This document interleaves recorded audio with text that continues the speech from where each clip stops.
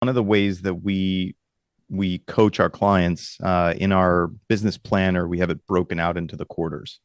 And in each of the on one page, you can see what have I done by the month, what have I done by the quarter, and how am I tracking for the year. And we just measure four basic metrics, which are your contacts made, appointments set, appointments met, contracts signed. Because for our coaching and training company, we focus a lot on filling that funnel and keeping the funnel full. Where we obviously do help people with their listing presentation, buyer presentation, or getting all the way through, but we're kind of nichey in that we focus on getting that funnel full and keeping it full. Because my perspective is you can screw up a lot of things. As long as you have a lot of people want to buy or sell real estate, you're going to come out good on the other end. So that's how we track from a functional perspective. And then I would just say that when you're doing your business planning, look back, how many units did you close from what lead sources? Do you need to add? Do you need to grow? Do you need to subtract certain lead sources or investments? And we're all coaches and trainers here. Were you in a group that was supporting you? Did you have a coach or trainer in your court, in your corner, that's helping you out, right? Did you have somebody that's holding you accountable, or whether or not you're paying for coaching or training, do you have a community of other people that are trying to achieve the same things, to where you can have at least implied accountability by doing that? Yeah, I agree completely. You guys are all amazing. We're really talking about business planning. So my quarters are done usually by November for the following year, and I can't stress enough that you really have to have defined pillars of your business. How are you filling your funnel to get leads? So every year I look at the pillars of my business. I calculate where all of it came from.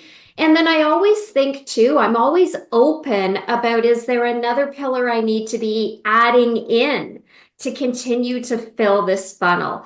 I'm always aware that I need to step outside of my comfort box. And I think when it comes to our four quarters, we can get really comfortable using the same things. But you know what? There's so many opportunities for expansion. I keep a really close eye on my budget. And I always, and I said this before, if my first quarter isn't, or my second quarter isn't quite where I wanted it to be, I don't blame anybody else but myself. I'm always self-checking, Tara, and I'm always going, okay, did I lax here? And can I redo in the next quarter to kind of elevate? I'm very, very aware that I've always got to keep an open mind and be willing to be flexible and change. I like Absolutely.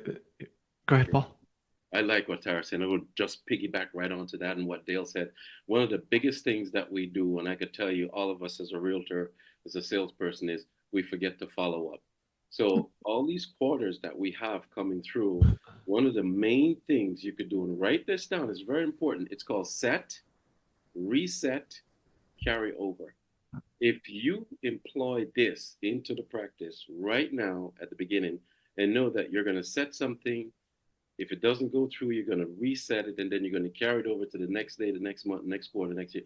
You are going to make it through. Biggest thing.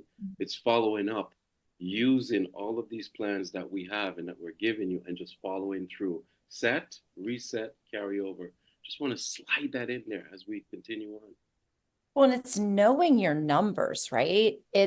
We as entrepreneurs, we usually pay ourselves last.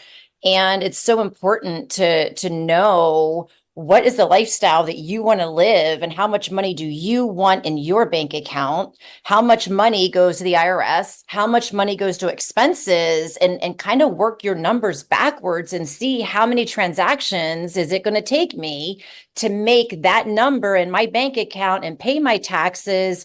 And once you know the amount of transactions, then like Tara said, it's plugging in your strategy. What are your four pillars of income revenue that you're going to be able to create that? And every quarter have your top five.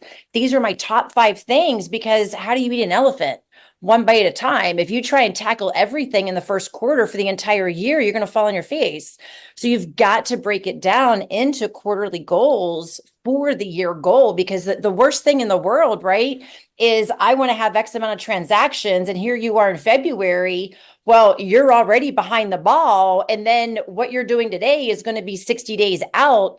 So you're behind the ball at the end of February for almost 4 months. So you've got to be ahead of the game and know your numbers and know exactly how many transactions. And if those transactions aren't on goal for that quarter, you got to get busy.